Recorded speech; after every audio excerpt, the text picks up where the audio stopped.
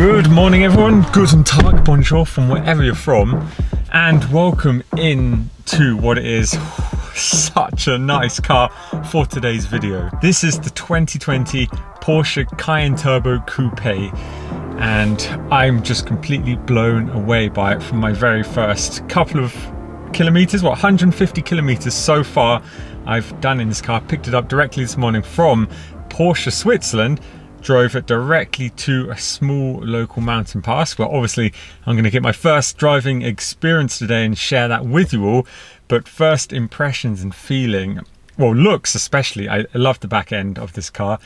It is just wow. Another Porsche where I'm just going wow. I know, but it really is wow. It's got a 4-litre turbocharged engine putting out 550 PS. But speaking about the spec, I don't know who spec'd this car. Porsche Switzerland, if you spec'd this car, well done. You did an amazing job.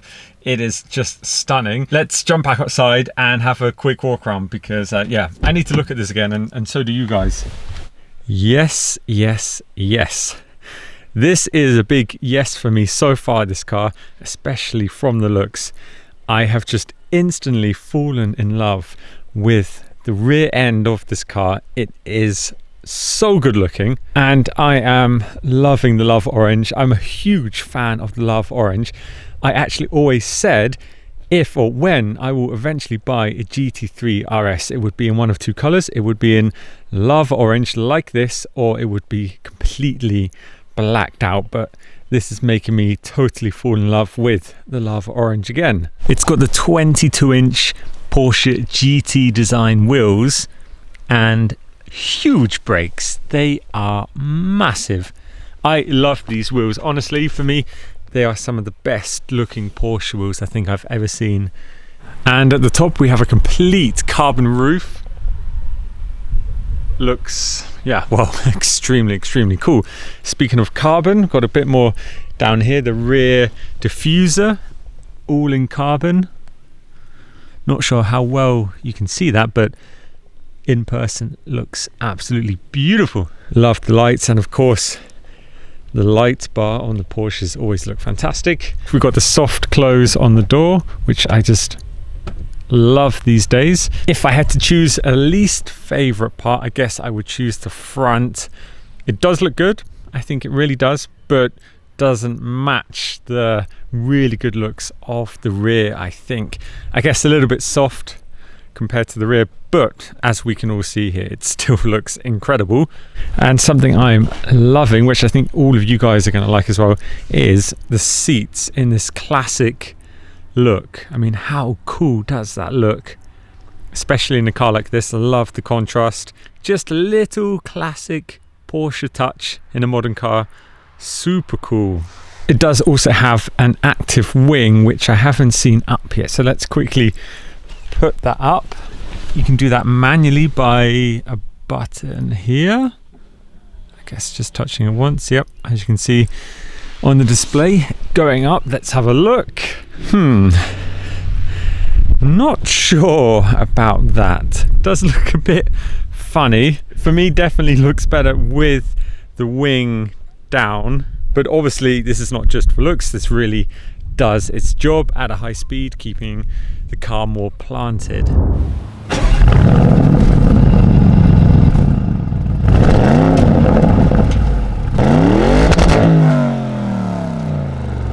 So let's test out this 550 PS family / sports car. It would do a top speed of 286 kilometers an hour and 0 to 100 kilometers an hour in 3.9 seconds. So yeah, it moves.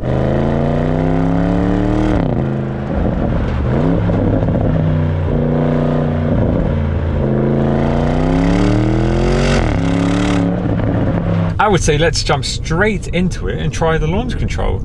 Easy Porsche launch control, foot flat on the brake, punch it down, performance, start building up the revs, and okay, wasn't expecting that. Yeah, this one works also just like the GT3 RS did last week. Really felt some nice little G-force there on my chest, pushing me back in the seat.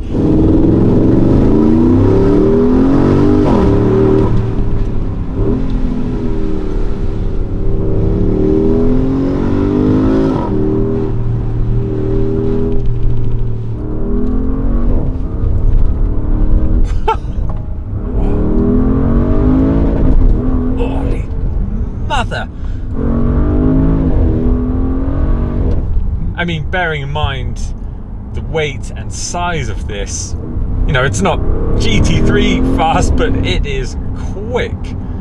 And I don't know about you guys, but I think it sounds good.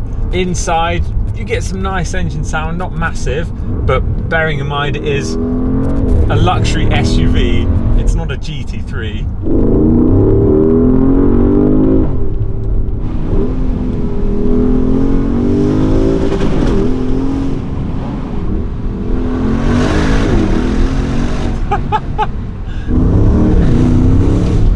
Really nice tone to the exhaust. So this one, as it is, relatively fully spec'd. The price on this is 229,000 Swiss francs. You have to again translate that into your own currency.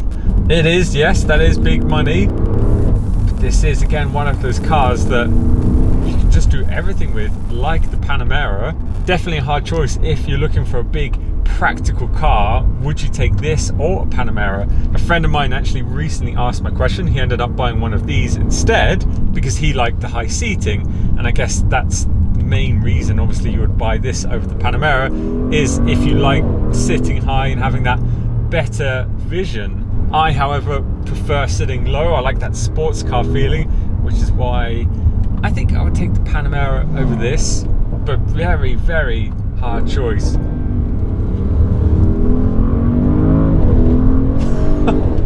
So quick.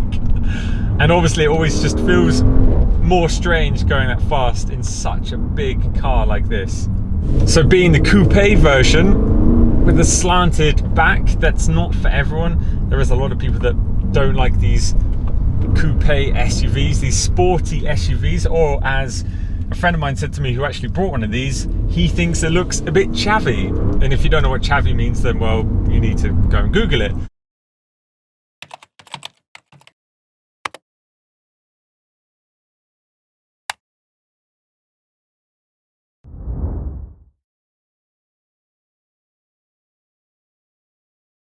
So the roof slants down at the back 20 millimeters lower, but what Porsche have also done, they've lowered the rear seats by 30 millimeters. So you should theoretically still have good headroom and not losing everything because of the sporty coupe look, which I personally like. There is a few coupe SUVs out there which I really don't like the look of, and this is for me definitely the best looking one so far that I've seen. This might just be my favorite SUV so far, you know. And I love how it drives. Now don't get me wrong, it's not driving like a 911, but again, bearing in mind the size and weight, it's doing one hell of a job. What does the donkey think of it?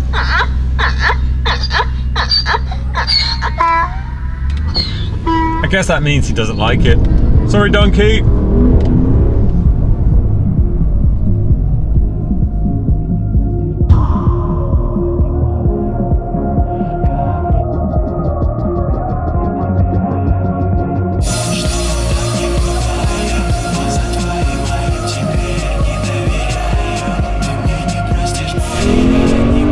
Hello again.